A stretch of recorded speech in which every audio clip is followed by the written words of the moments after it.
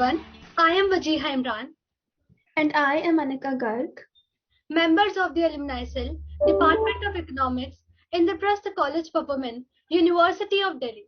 This interview is part of our initiative Alumna Connect, through which we aim to help students to gain better insights into the various prospective career options and help them to make an educated and informed decision.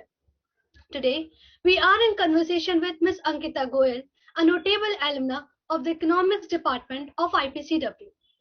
Ms. Goel graduated from University of Maryland with a master's degree in applied economics. She is currently working as a research analyst at the International Monetary Fund. Previously, she worked with the International Finance Corporation as a research consultant. And she also worked with Maryland Population Research Center as a statistical data assistant. She has also worked on the Indian Human Development Survey and with the United Nations Joint Staff Pension Fund. Besides this, she also undertook several academic projects such as impact of investment in education on the economic growth of India, cost benefit analysis of carbon tax in the United States, and understanding the relationship between spot rates and price level. In addition to this, she is proficient in many programming languages and tools such as Stata, R, W, Microsoft Excel, Monkey Survey, etc. The list of her achievements are endless. With this note, I would like to welcome you, ma'am. It is a great feeling to have you on board with us today. Hi guys, thank you so much. It's good to be here, and I'm looking forward to have a great conversation with you. Yep. Thank you so much, ma'am. Ma'am, as these tough times have moved social interactions online, but we would still like to ask you that how does it feel to return to your alma mater, even if it is through online mode only? You know, it's great. Honestly, I have been in touch with some of my friends from IP, but like I haven't really got a chance to interact with students who are currently in school, you know. So for me, it's always, you know, very warming to talk to students or people who are currently or have studied in IP. So thank you so much for giving me this platform to, you know, interact with you guys. Yes, ma'am. We will also hope so that we'll meet you in person as well. So, as you know, most of us haven't had the opportunity to go to college and experience college life. We want to hear about your experience at IPCW. Looking back, what role do you believe Indraprastha College played in your development, both professionally and personally? Yeah, of course. So, it kind of goes without saying that, you know, like professors play a very major role in shaping your personality and, you know, helping you understand how to tap different questions and how to think of different ideas in different ways, and also how to instigate curiosity in you about certain subject matters. So, you know, like I think for me, studying or going to school in person was beneficial because in person lectures can be much more powerful, I think, you know, because you tend to make a personal relationship with your professors. So I think that was one thing that I personally benefited from. And one particular thing about IP is that, you know, it's an all women college, right? So like I think there are more opportunities for you to tap, you know, in beginning from class, you know, in terms of being leaders in group projects, or, you know, even if you want to be a part of society, um, different societies. So, you know, it helps you boost your morale, and, you know, you understand, you don't face any sort of sexism within the school itself. So, you know, it's great in that sense that you kind of realize that if given equality of opportunity, you can do great in your life. So it's good to have or study in a protective environment in that sense as well. So IP was great in that angle.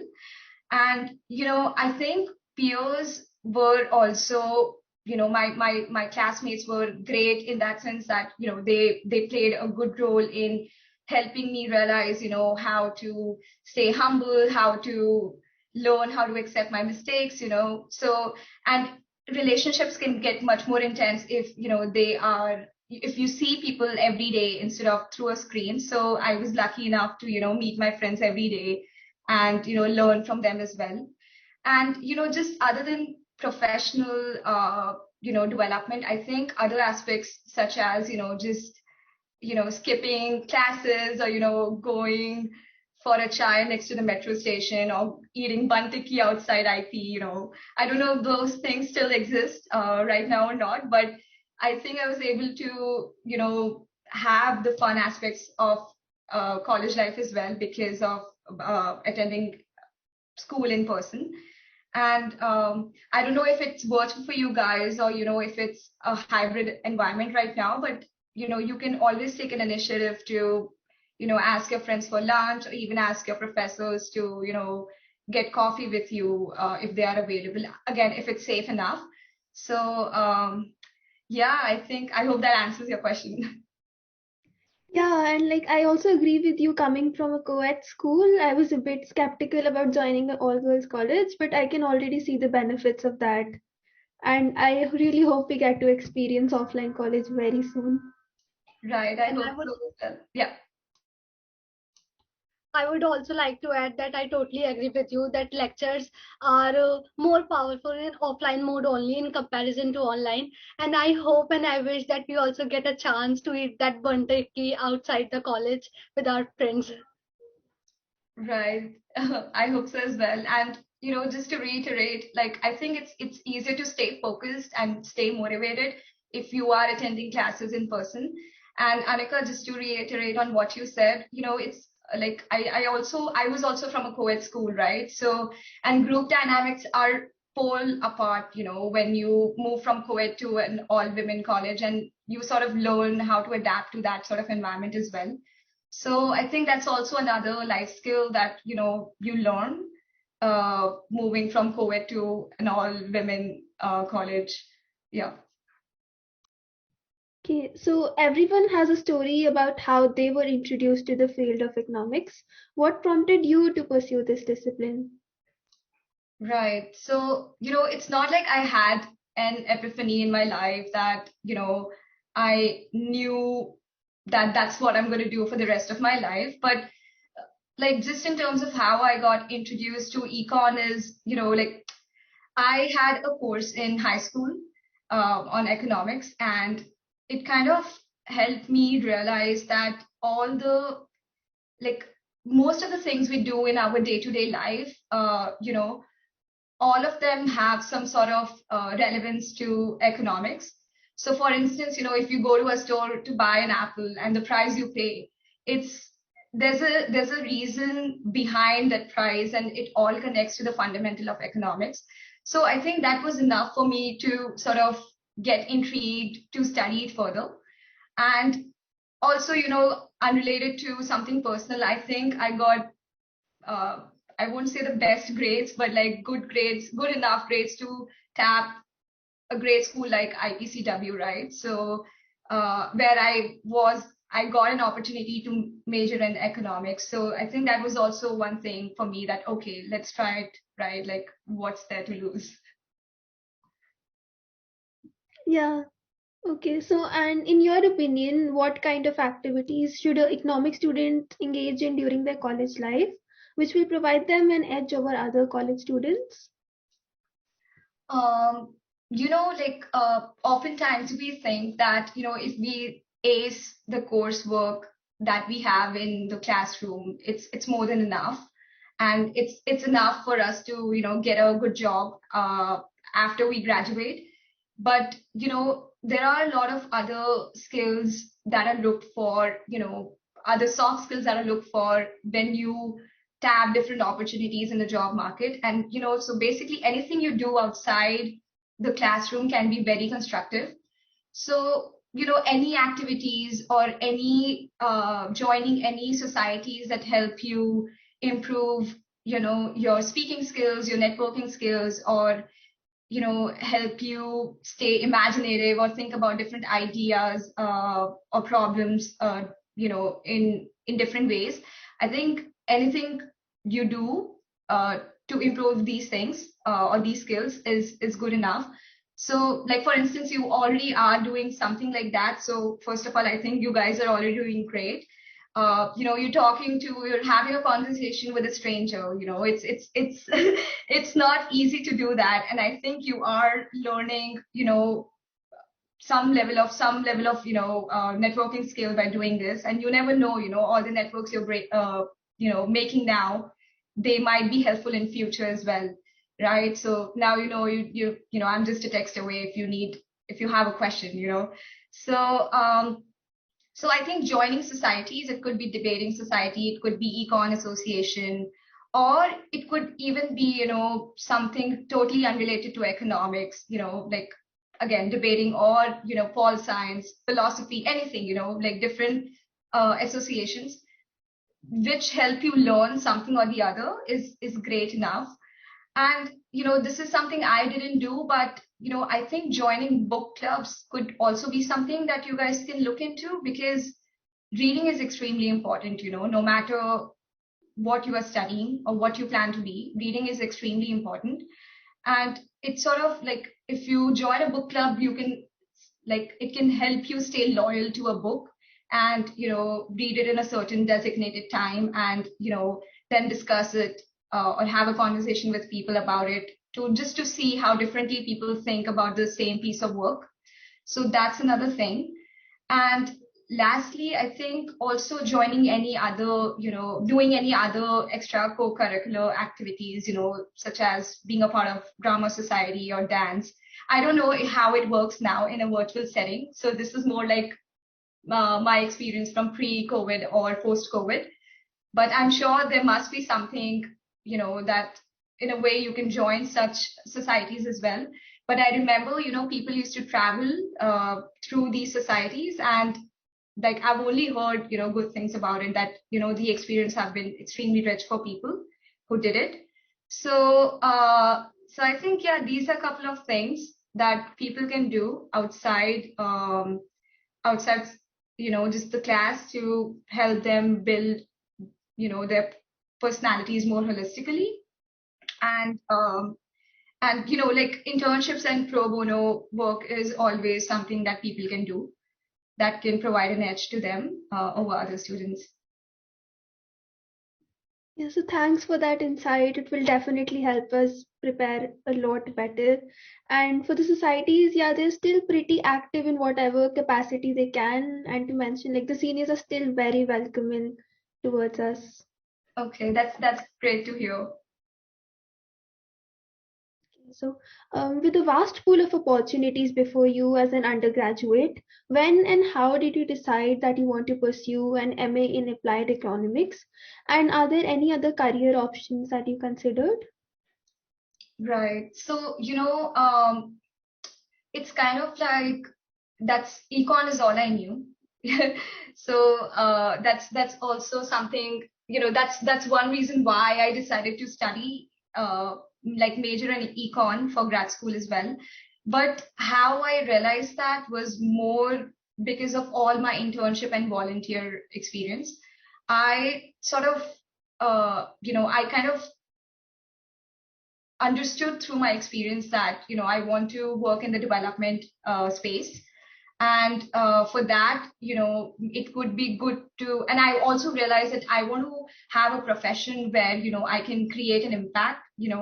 It could be small, or it could even be negligible, but if it helps people, if it helps people to improve their living standards, then with my work, then I think it would just make my life purposeful.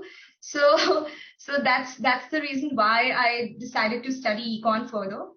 And what's beautiful, I think, about econ is also, it connects all other disciplines as well, like philosophy or sociology, or, even psychology, right? So for instance, if you want to understand poverty in a region, you might want to understand, you might want to learn the culture of that region, or whether one gender gets impacted by poverty than other genders, right?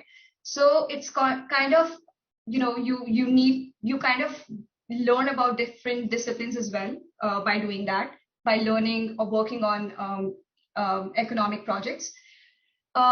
And also, just like why applied econ is like, it's because I was not sure if I wanted to get a doctorate.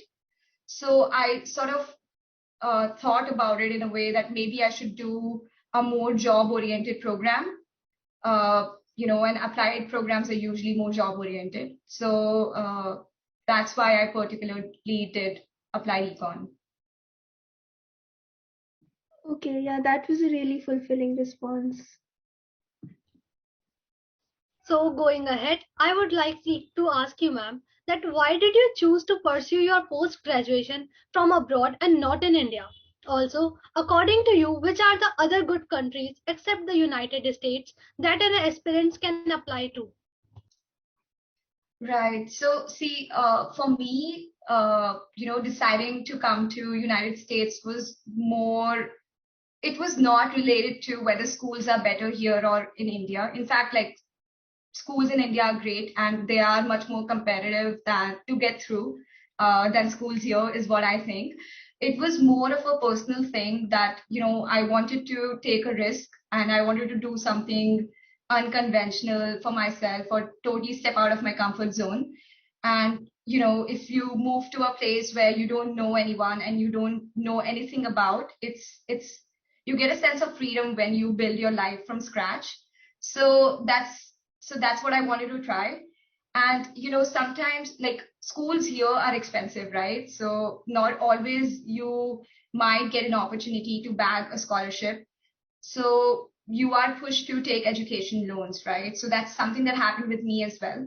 And I think it helped me learn how to be more financially prudent, how to be more, how to manage money and stress at the same time. So again, that's also something, that's a life skill that goes a long way. And I think, yeah, that's mainly the reason why I decided to study here.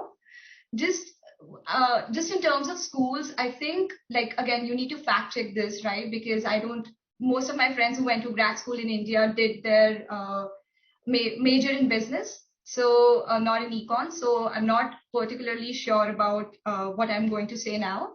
But like, I think schools here are much more vocational, is what I think. Like most of the things you are tested on, they see whether you can apply theoretical knowledge to in real life or not. So most of the exams are open book. You don't need to mark theories. You don't need to learn different formulas because all that is in front of you. You just have to know how to apply that. And you write a lot of research papers as part of coursework. You do a lot of group presentations and group work as well. So which again is something that goes a long way when you tap different opportunities in the job market. So I think that's also one reason why, like back then I decided it would be good to attend school here. Yeah. Okay, I ma'am. Yes, ma'am. Nothing. I think you also asked, like, what are other countries that I can, suggest. Honestly, I think all countries have good schools, you know. So I wish I had a very good answer for this, but it's like I know Europe has a lot of good schools, and like I know there are good schools in Canada and Australia as well. Australia may be much more for management schools, but I think that's the most I can say in terms of other countries. Yeah. Yes, ma'am. Ma'am, nowadays most of the students have wish to go abroad and take their studies further, but they are confused that what are the skills they should have to go abroad and do their studies. So, according to you, what are the skills required for the students to go abroad for their benefit? Right. So see, it depends, right? Like first of all, a question comes, what sort of which country should you target, right?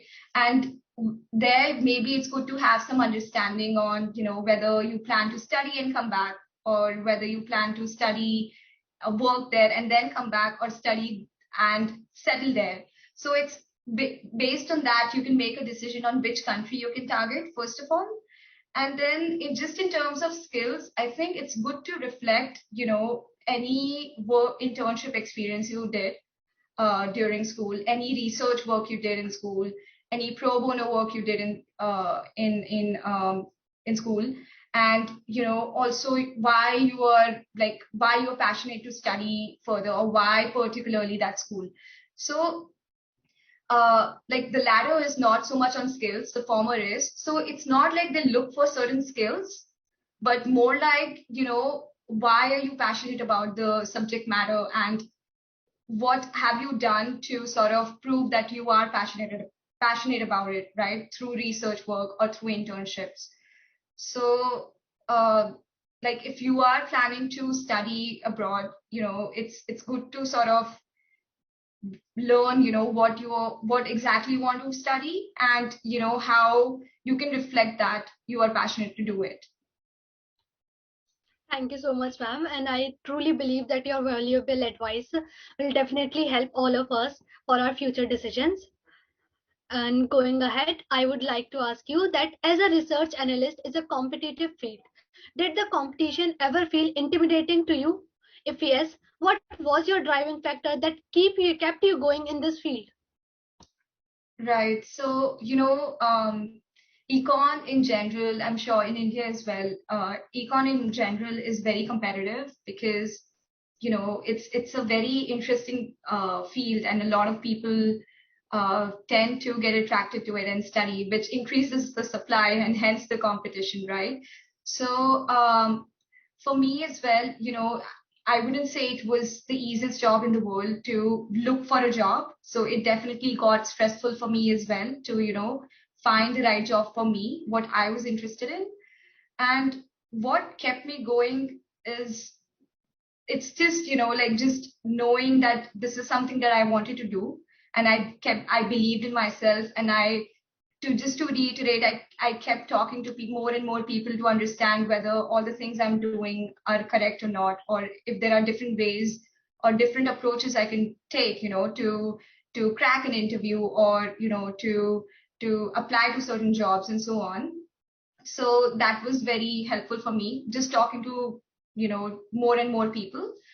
And yeah, I think I'll stop there, I think. Yeah. Yes, I'm sure we will try to talk more and more people for the knowledge and for information as well. Ma'am, what piece of advice would you give to undergraduate students before settling into a career option? Also, what advice would you like to give to the students who want to pursue post graduation from abroad? So see, I think internships and volunteer work is extremely helpful.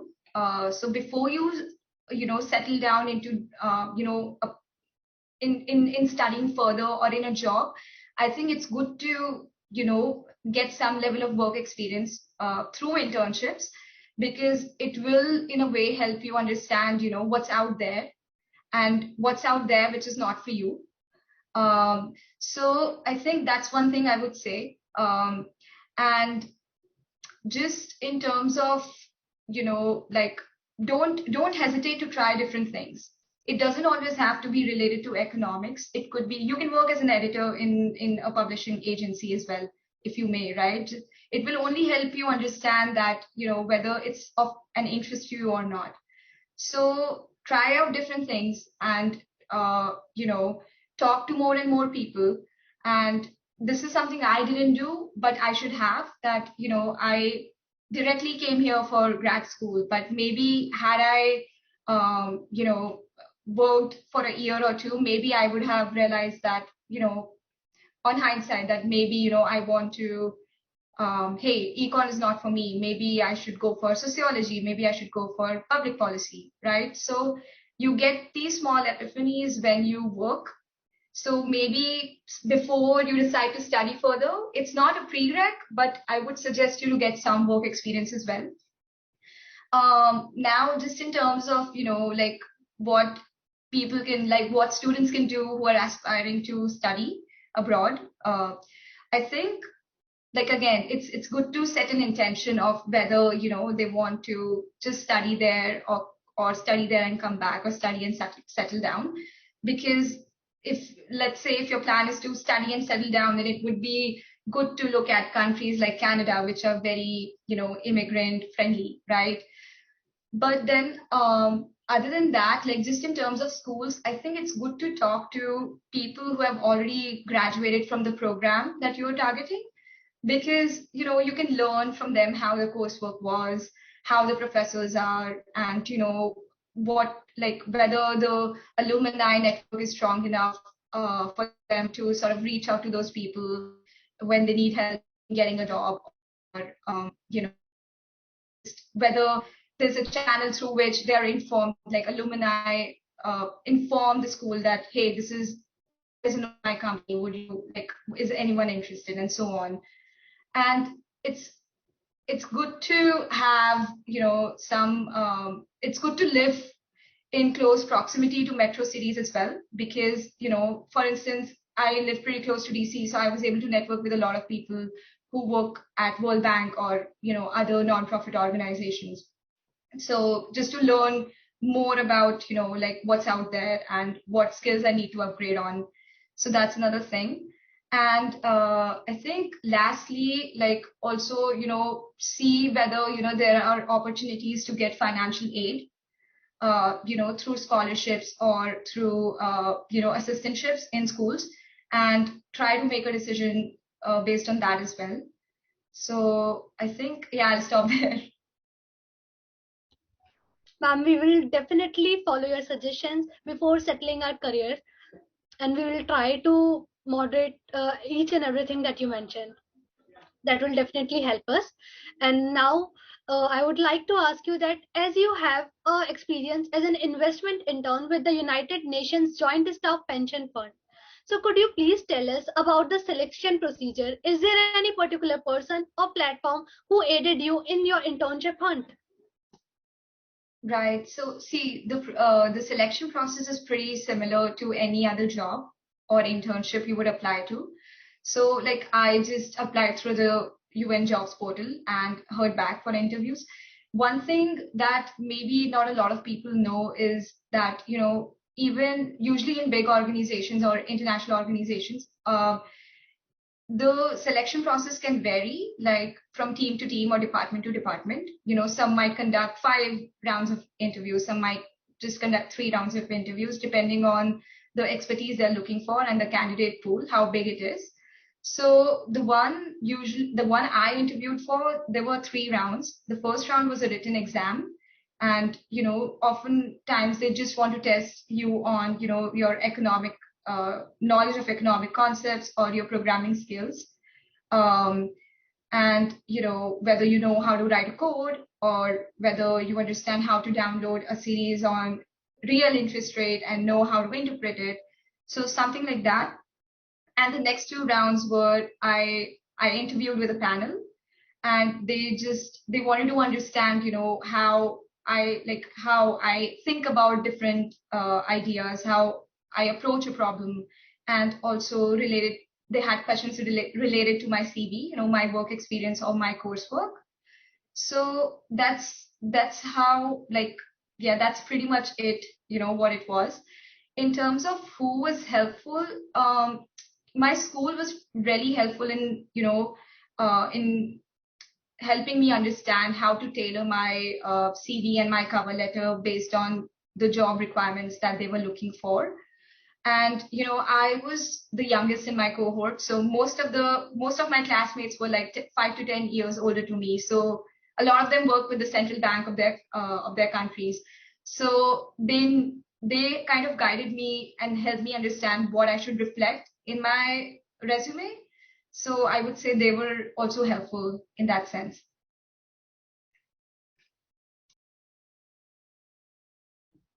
Yes, ma'am. And how did these internships shape you? And do you think they played an important role for you in landing a job in the corporate world?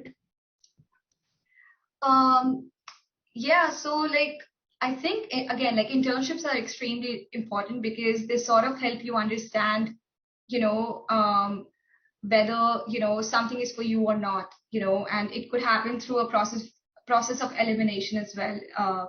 For instance, from a very unrealistic example, but just to help you understand, put things in perspective. If you're interested in economics and singing, and you do a lot of internships in economics related to economics, and you realize this is not something for me, then you might get an epiphany that, oh, okay, I want to be a singer, right? So it's not something that happens, obviously, like, economics and singing, what am I talking about? But just as an analogy, right? So I think internships sort of help you realize that this is something for me or not, right? And similarly, it happened for me as well. For instance, the internship I did at the UN, it was a great place to intern, and I met really brilliant people as well. But it also helped me understand that financial economics is not something for me, because I worked in that space. So I realized that it's not something for me.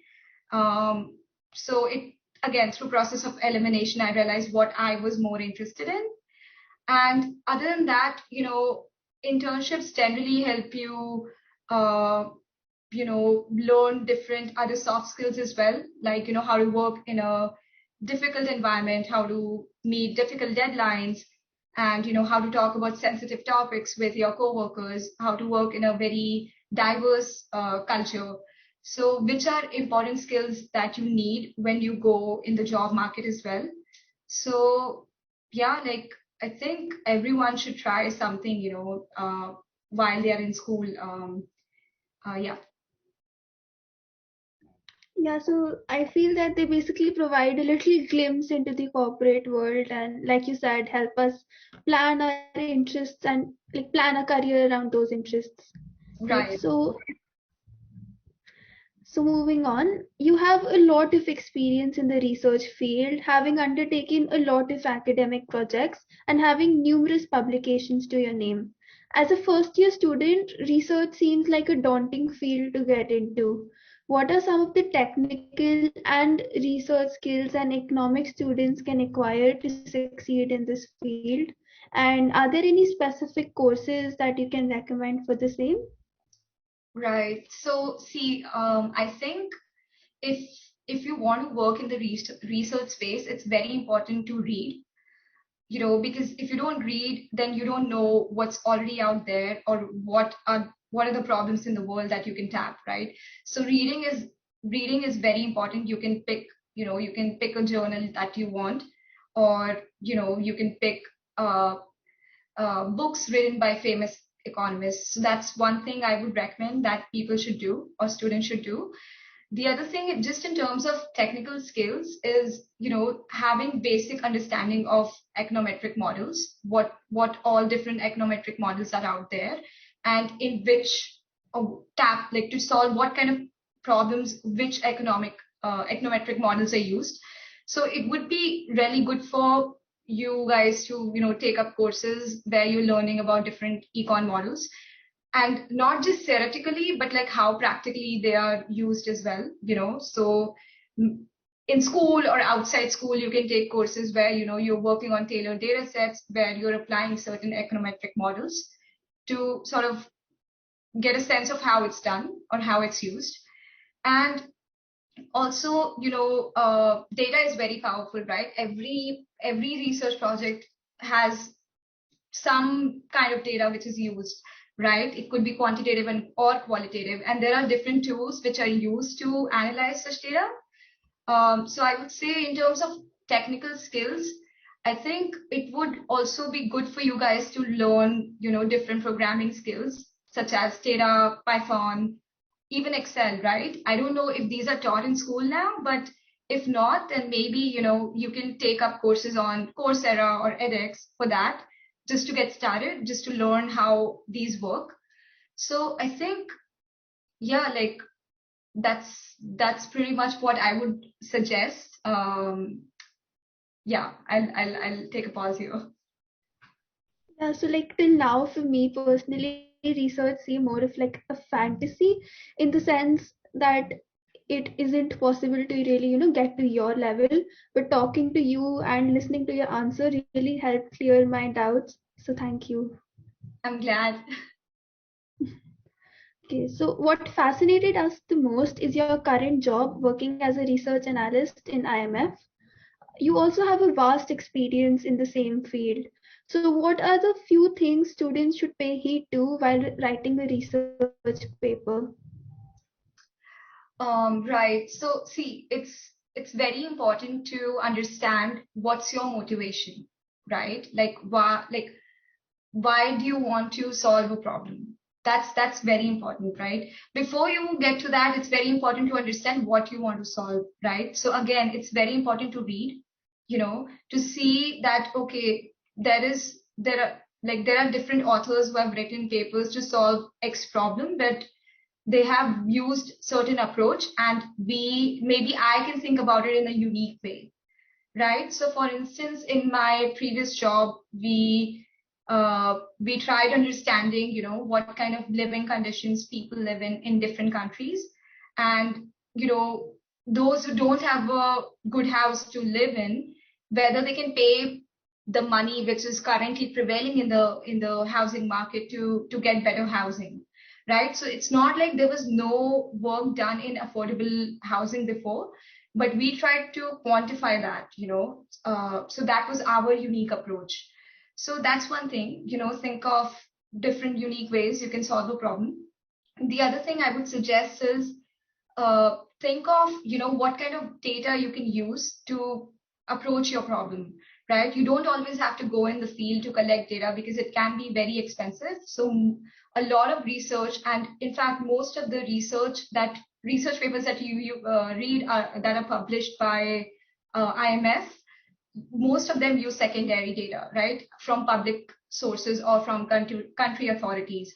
So it's good to have an understanding of what different data sources are out there that you can tap, and also like how to understand the data, whether it's already tailored, whether it needs to be cleaned, if it needs to be cleaned, then how, right? So that's another thing.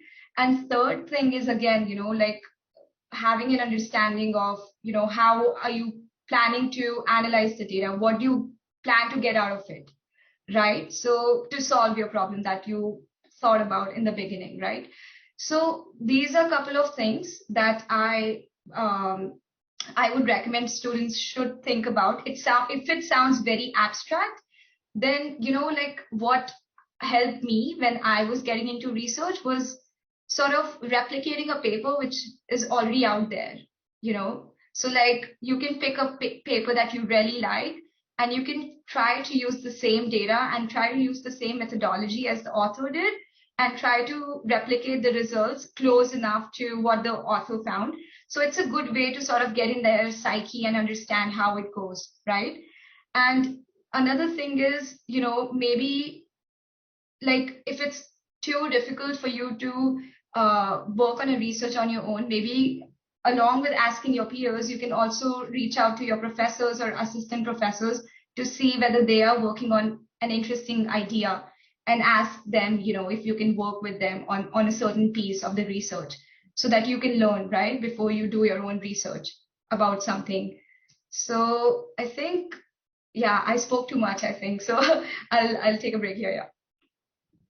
Yes, thanks for those tips. It'll really help us tap into the research field. And could you describe us what a day in your job entails at IMF, and how has your experience been so far?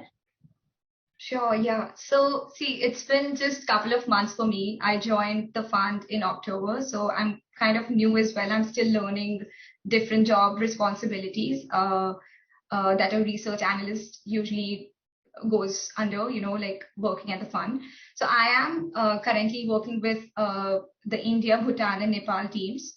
And a part of my work requires, in supporting surveillance conducted on these countries.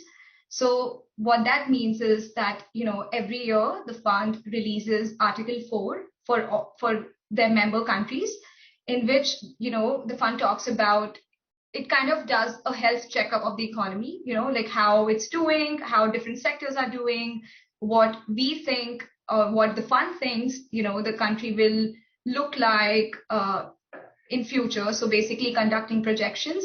and also, certain recommendations on what we think the country, like from a macro point of view, can do to improve certain sectors or certain, infrastructure. Um, so that's where I come in. I provide data for that. I have to think of different data sources to sort of, to analyze certain indicators. And I also help economists in making projections for the medium run.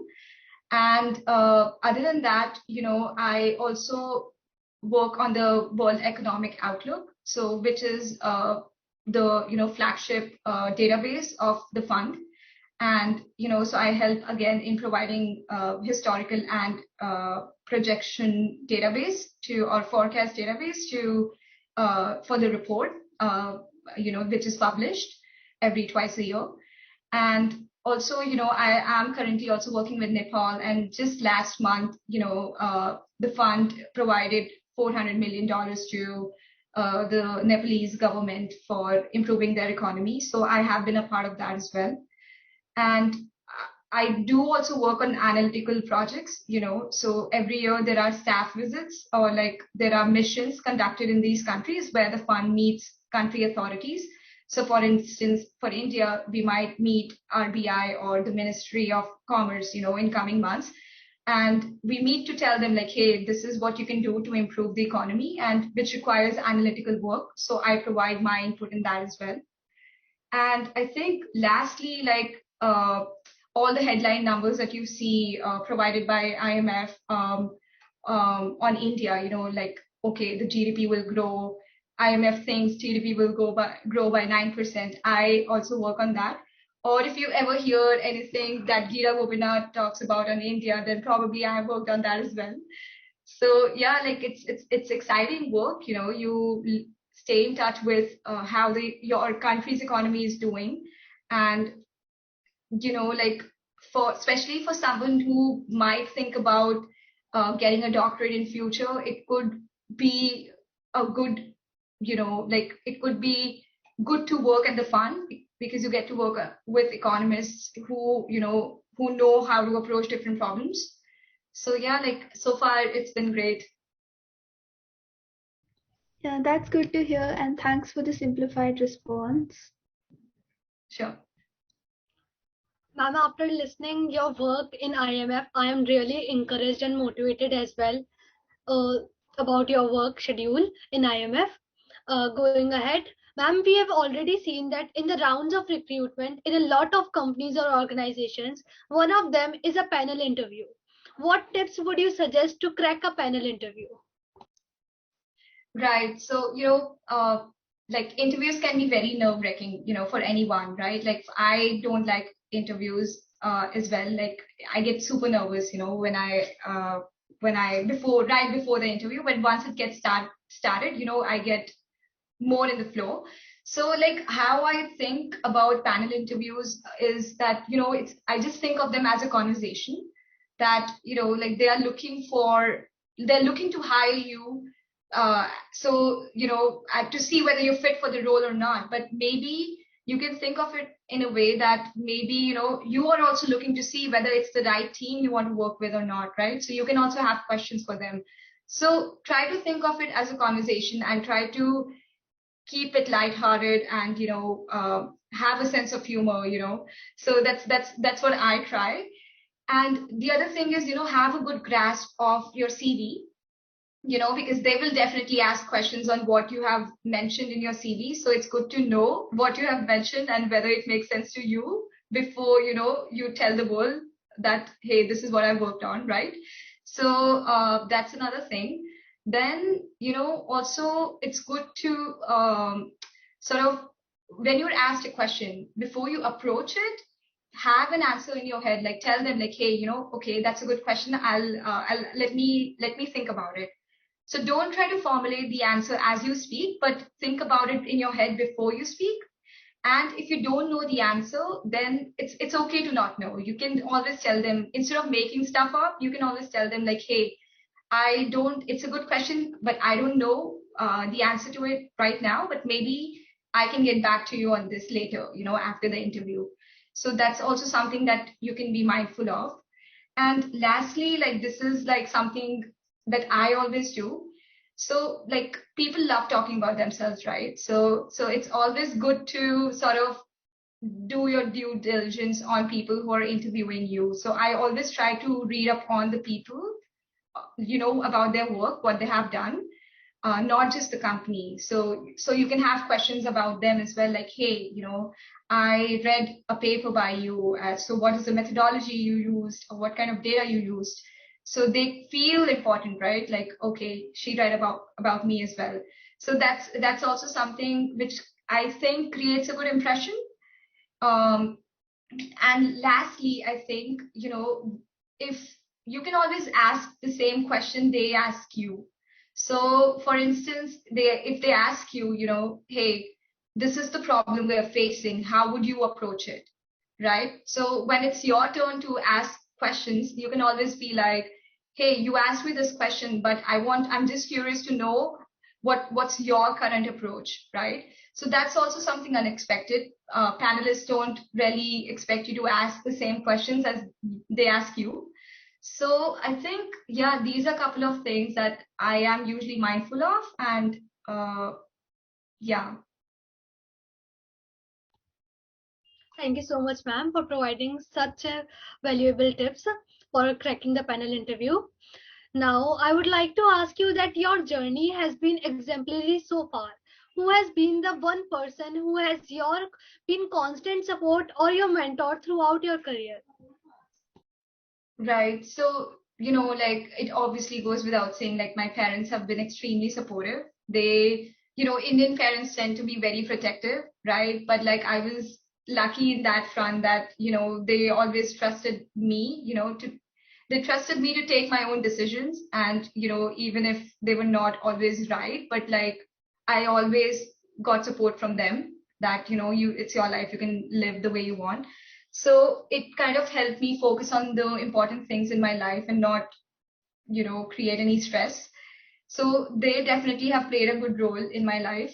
Other than that, my peers from IP and also, at UMD, have been great because they always, try to keep me motivated or have words of appreciation on what I'm doing right now, which is always, you know, which always boosts my confidence, and induces optimism in me, So I think in terms of mentors, I had a couple of friends at UMD, who were extremely experienced and extremely humble and down to earth people who have always guided me, throughout my journey in grad school here and also when I was looking for a job. So, like, I think they have been great mentors, and I know I can always reach out to them, and they will be helpful. So, yeah.